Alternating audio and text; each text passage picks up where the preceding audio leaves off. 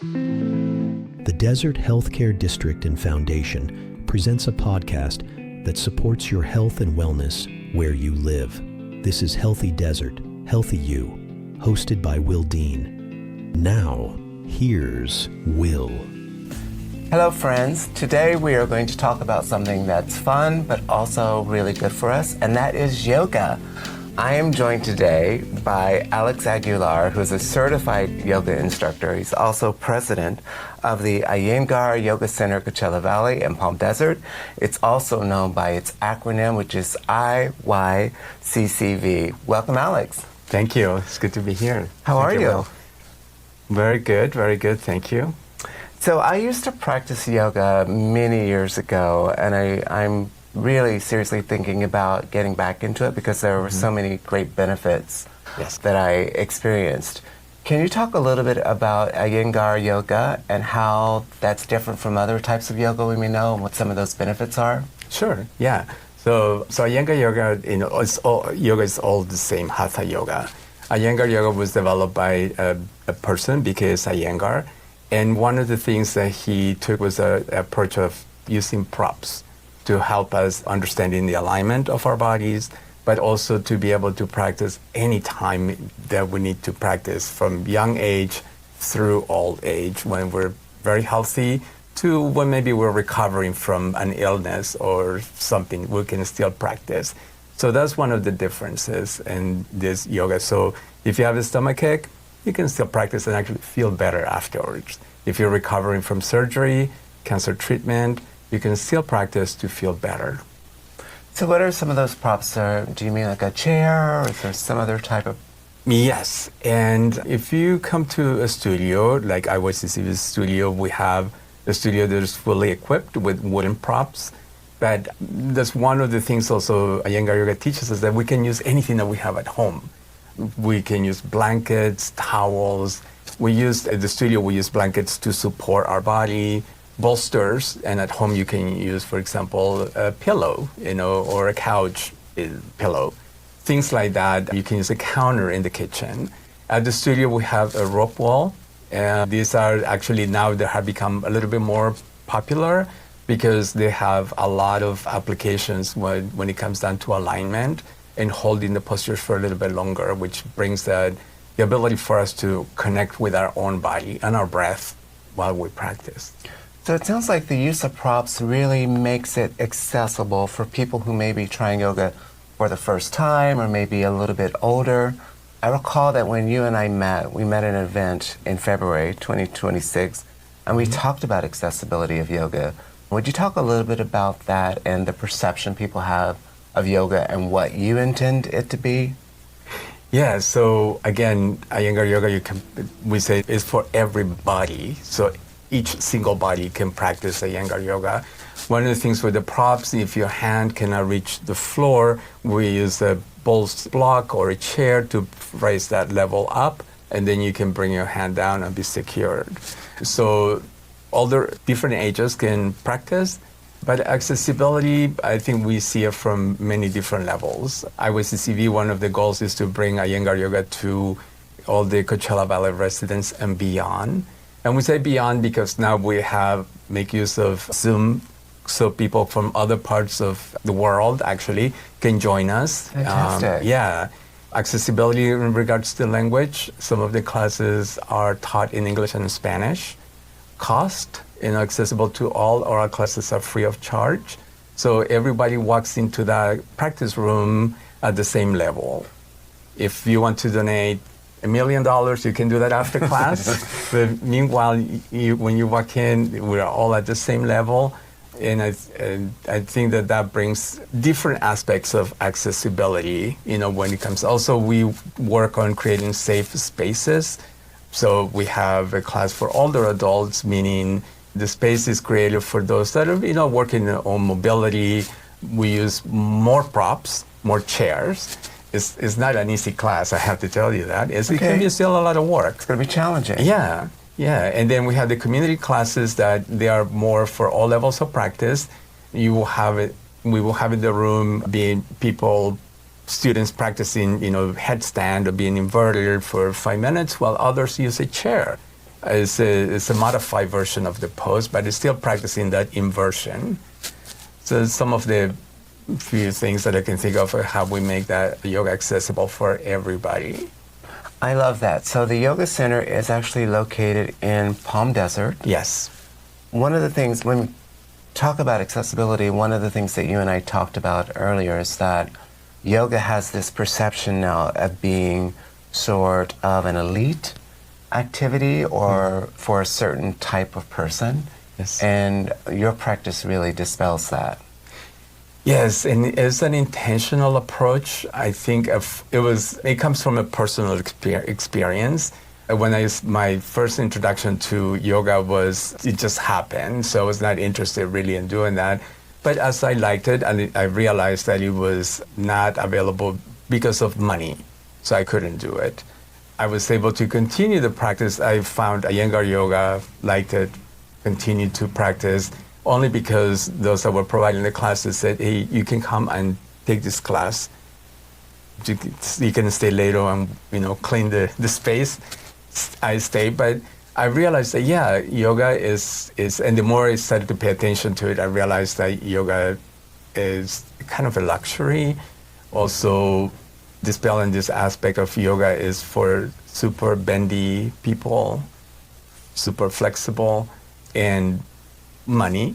Again, your financial situation will tell you if you can attend this kind of thing that actually we think that it should be available for anybody who wants to practice. Right. So that's the goal. And my take is that if you do it once, then you can see the difference.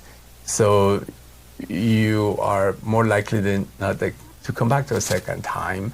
And not necessarily to our studio, to our IYCCV, but just to continue to investigate, to practice. And at the end of the day, the practice of yoga is being present, being present and quiet. And in that quietness comes, space and quietness of mind.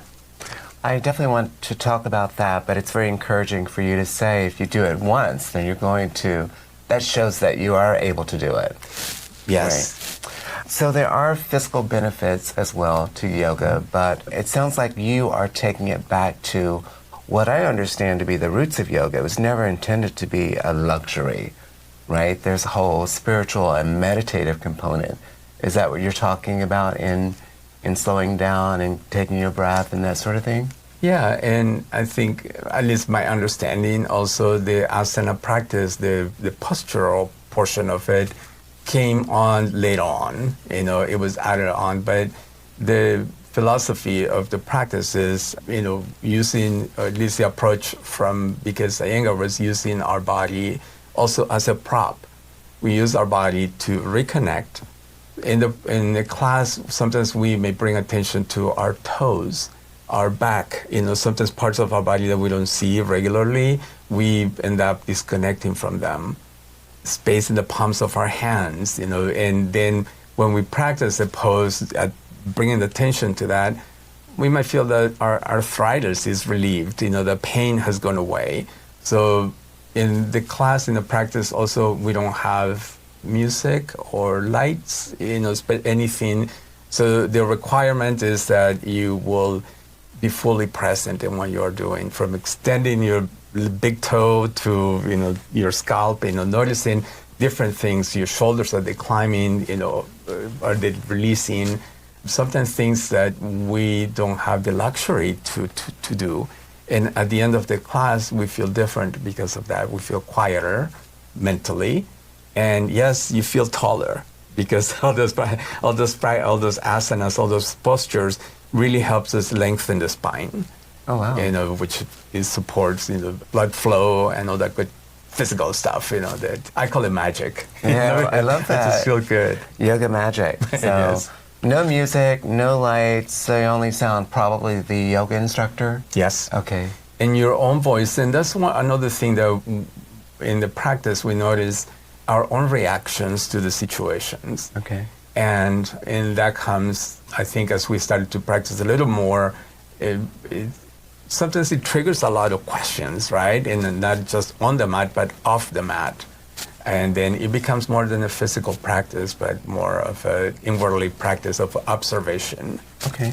Take me through your journey a little bit. You've talked about being in class, wanting to do yoga, and then finding out about the financial commitment of it.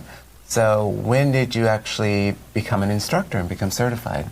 Sure, yes. So it is funny because I did not want to be, I enjoyed the practice, but I was the person in the back of the room, and I think I've heard this from many teachers now, that they were the person in the back of the room.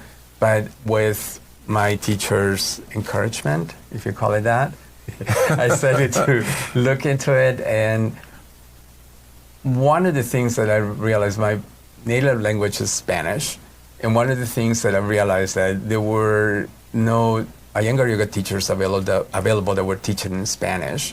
So there was a lack of services provided in Spanish.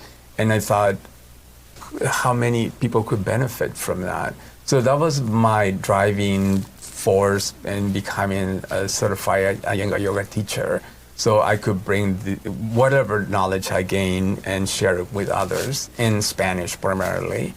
And then as I went along again, I started to notice even more these barriers, the cost. Yeah, so. Right.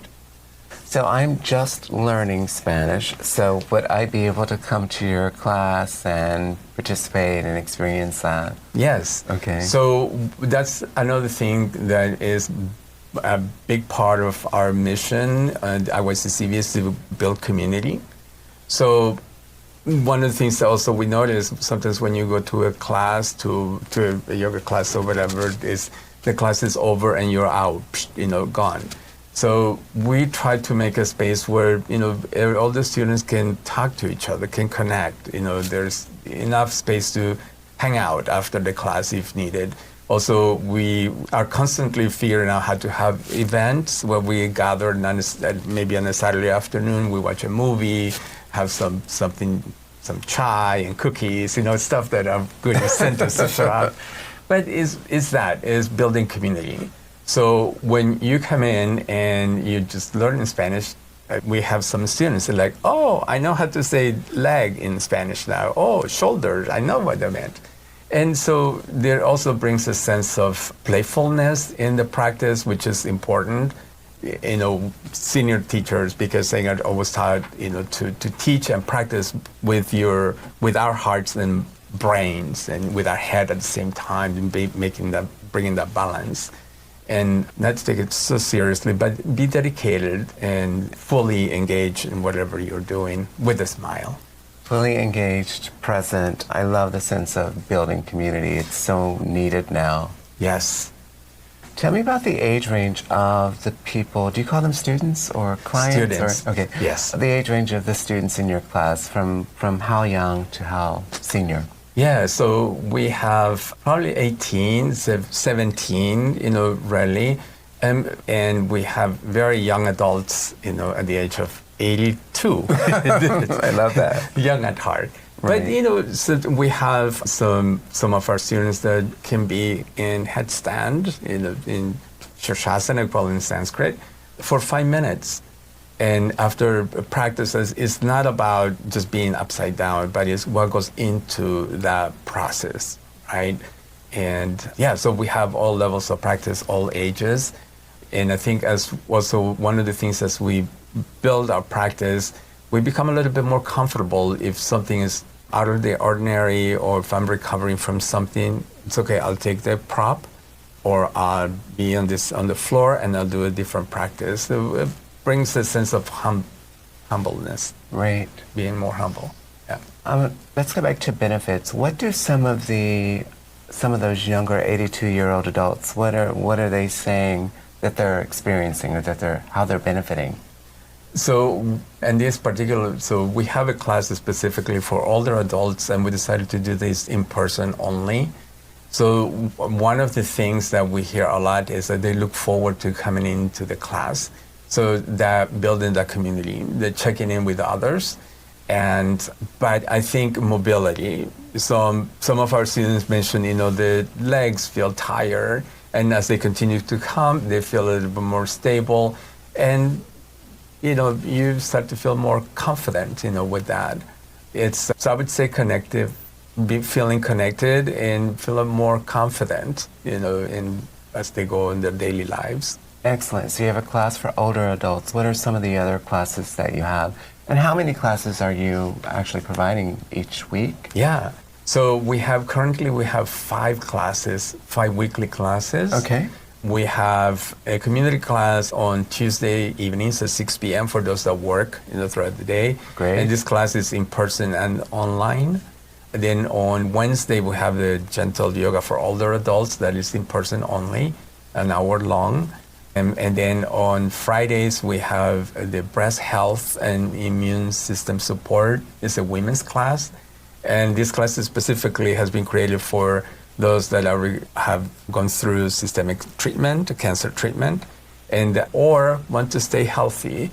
So our main funder is Holly Hoffman, and she's a breast cancer survivor. Okay. So this is her own study, and she's the one who teaches this class. Again, creating the safe space for women only, and because we realize the different conversations go on when we feel safe. So that's on Friday mornings, and then on Friday afternoon, we're very happy that we just added a class for addiction recovery. So for the individuals that are involved in a 12-step program and they're currently in recovery, our practice, Iyengar yoga, actually addresses that part, how addiction affects us mentally, emotionally, and the sequences that we prepare help us to find a balance. Wow. So that class is at 4 p.m. and it's in person only. Again, for a reason, we wanted to create a safe space. And then on Saturday mornings, we have what I call a party. No, it's a more active class. It's Saturday, it's the weekend, it's morning. So it's one of the most, I think, lively classes. And we even had to hit a little thing before the class because it's for students to stop talking because they're really engaged and checking in. You're not serving mimosas, are you? It's not No. a brunch yoga class. Okay, all right. That's really good. So where can people who are watching or listening to us, where can they learn more about the Yoga Center and what you're offering? Sure. So our website, happy to report we did upgrade, did a cleanup of our website. So our website is current. You can see the classes that we're offering. Click on the page under classes to sign up for a class. And also, we are happy if you just come in, for a classes, those in-person classes, at our website, iyccv.org. .org. Yes, and social media platform also on Instagram, iyccv_yoga, and we try to post, keep current and post all the new classes and things that we have available. Excellent. And again, the classes are free. Donations are welcome. You will not say no to a $1 million check. Exactly. Okay. Exactly. Yes, and that is our thing. So all our classes are free. So that's what makes this, I think that's our goal, to make this available free of charge to everyone. Very accessible and very community oriented. So for the people listening or watching who've never done yoga before and are thinking about it, what would you say to them to encourage them? Come on down, come in.